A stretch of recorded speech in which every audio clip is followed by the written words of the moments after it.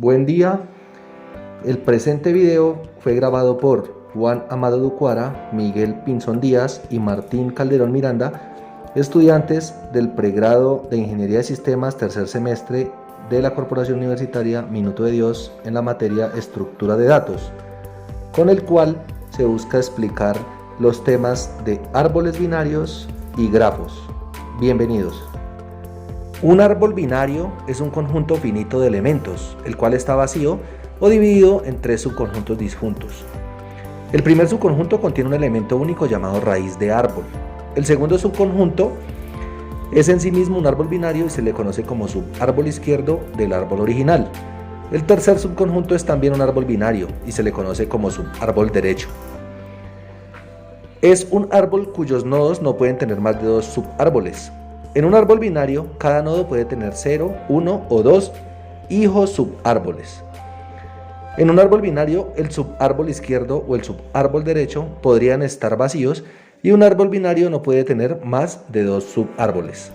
A continuación, una figura que muestra los árboles binarios. Es común denominar a cada elemento de un árbol binario como nodo del árbol. La siguiente figura muestra una posible representación de un árbol binario. Esta figura es útil para desarrollar e ilustrar los siguientes conceptos. Si B es la raíz de un árbol binario y D es la raíz del subárbol izquierdo, se dice que B es el padre de D y que D es el hijo izquierdo de B. A un nodo que no tiene hijos, como los nodos A o C de la figura, a esto se le conoce como nodo hoja. Se dice que un nodo N1 es un ancestro de un nodo N2 y que N2 es un descendiente de N1. Si N1 es el padre de N2 o el padre de algún ancestro de N2. Recorrer un árbol de la raíz hacia las hojas se denomina descender el árbol y al sentido opuesto significa ascender el árbol. El nivel de un nodo se define del siguiente modo. Primero, la raíz del árbol tiene el nivel 0. Segundo, el nivel de cualquier otro nodo en el árbol es uno más que el nivel de su nodo padre. La profundidad o altura de un árbol binario es el máximo nivel de cualquier hoja en el árbol. Por otro lado, un árbol estrictamente binario es aquel en el que cada nodo que no es hoja tiene sus árboles izquierdo y derecho no vacíos. En términos coloquiales, un árbol estrictamente binario es un árbol binario en el que cada nodo tiene dos hijos o simplemente no tiene. Es decir, no se vale tener un solo hijo, dos o nada. Otro tipo de árboles binarios son los binarios completos, el cual es un árbol estrictamente binario que tiene todas sus hojas en un nivel P. En conclusión, los árboles son estructuras no lineales, al contrario que los array y las listas enlazadas, que son estructuras lineales. ¿Los árboles para qué se pueden utilizar? Como por ejemplo en la vida real, para representar un árbol genealógico o una estructura orgánica de una empresa. Un grafo es un conjunto de nodos o vértices que pueden estar o no conectados por líneas a las que denominaremos aristas.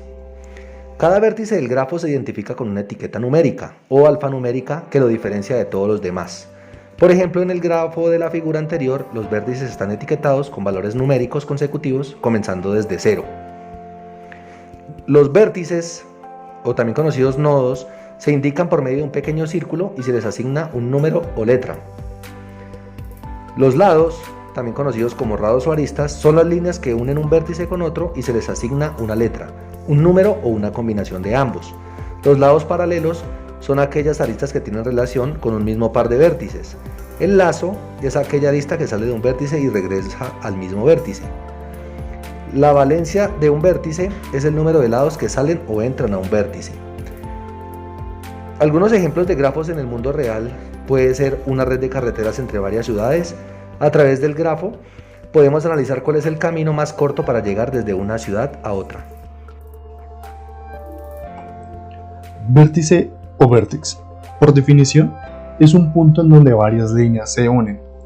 En este mismo caso, cada grafo constituye un conjunto de vértices, o bien denominado nodos, donde se da una referencia a dos vértices adyacentes y estos están unidos por una derivación de un arco.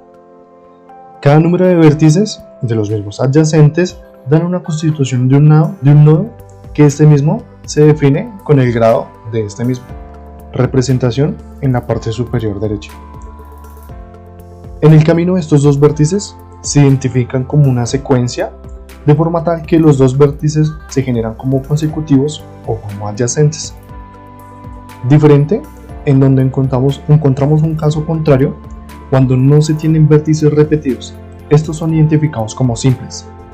Asimismo, cuando se identifica la cancelación en cada vértice del primer y el último en el camino, estos en este orden de ideas son denominados como un SIG. Ejemplo, parte inferior derecha. ¿Cómo se clasifican los grafos? Los grafos están clasificados en dos grupos, los dirigidos y los no dirigidos. Un grafo dirigido es una representación por vértices ordenada en donde estas representan dos arcos diferentes. En el no dirigido, cada par de vértices representan un arco no ordenado. Grafo regular. Este cuenta con el mismo grado de vértices, es decir que dan una notoriedad. El grafo bipartito se identifica como que sus vértices forman dos conjuntos disjuntos de forma que no son adyacentes entre los vértices. Esto se identifica en donde se encuentra una unión, pero en algunos casos esta unión no es regular con cada punto vértice que se identifica en el mismo. Grafo completo. Este contiene una arista entre cada par de vértices, es decir que cada punto puede unirse con otros dos vértices o a su vez. Grafo nulo. Este genera una derivación nula entre los vértices en donde no hay una conectividad de ningún punto. Grafo isomorfo. Esto genera dos grafos y son identificados cuando existe una correspondencia uno a uno, es decir, conexión de punto a punto entre los vértices y genera una unión en una arista común. El grafo conexo. Este se puede definir como una conexión entre cualquier vértice que pertenece al mismo conjunto de las vértices y puede generar una conexión con otro, es decir, de un punto y este mismo entrelazarse con el siguiente.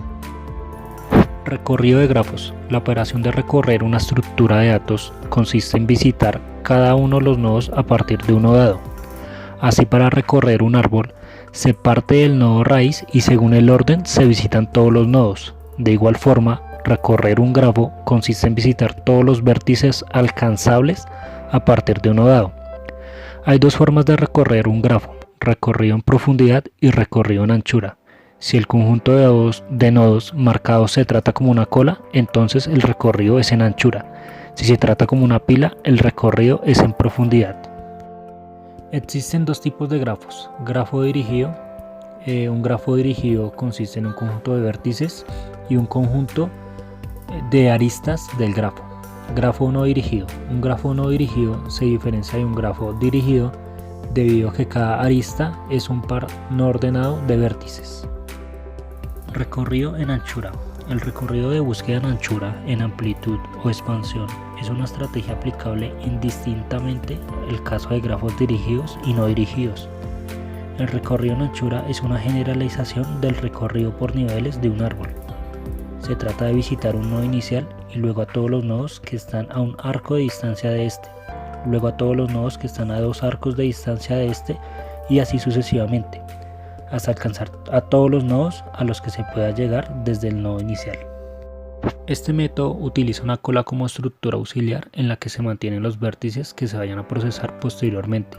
El recorrido en anchura trabaja de la siguiente manera: 1. Se visita el nodo inicial. 2. Después de visitar el nodo inicial se visitan todos los sucesores. 3. Después los sucesores de los sucesores. 4. Se repiten los pasos 1 y 2 hasta encontrar un nodo sin arcos salientes o ya visitados. Para el siguiente grafo habría varios recorridos en anchuras posibles, entre los cuales podríamos mencionar: visitando primero el nodo izquierdo sería A, B, D, C y E. Visitando primero el derecho sería A, D, B, E y C. Recorrido en profundidad. Este método es una forma básica de recorrer un grafo implementando recursividad. En este recorrido se basan los recorridos preorden y postorden para árboles binarios.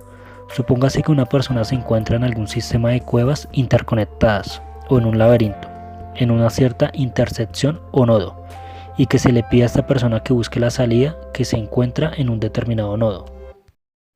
La estrategia de recorrido en profundidad es la siguiente. 1. Se toma un nodo como comienzo y se marca. 2. Luego se toma otro nodo y pasa a ser el nuevo nodo de partida, dejando el nodo inicial original con nodos no explorados.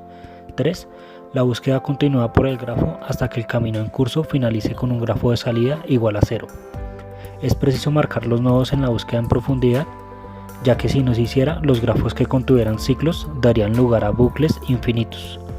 Los usos que pueden darse de este tipo de recorrido son simular una red a partir de un grafo y analizar su robustez para transferencias de información, identificar bucles, los cuales son potenciales causantes de elevación de tráfico en recorridos.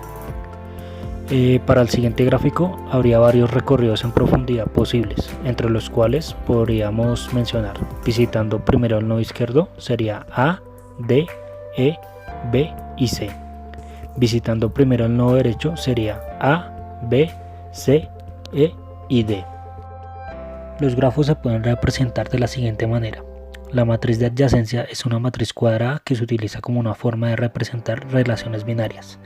Ventajas: se puede determinar en un tiempo fijo y constante si un enlace arco pertenece o no al grafo. 2. Es fácil determinar si existe o no un arco o enlace, solo se debe posicionar en la matriz. 3. Es fácil determinar si existe un ciclo en el grafo, basta multiplicar la matriz por ella misma n veces hasta obtener la matriz nula. Desventajas: se requiere un almacenamiento. 2. Solo al leer o examinar la matriz puede llevar un determinado tiempo. Una lista de adyacencia es una representación de todas las aristas o arcos de un grafo mediante una lista. Ventajas: la lista de adyacencia requiere un espacio proporcional a la suma del número de vértices más el número de enlaces arcos. Hace un buen uso de la memoria. 2. Se utiliza bastante cuando el número de enlaces es mucho menor. Y una lista de adyacencia con arreglo, aquí se representa con un vector y se ingresa un valor 0 al llegar al valor null de la lista de adyacencia.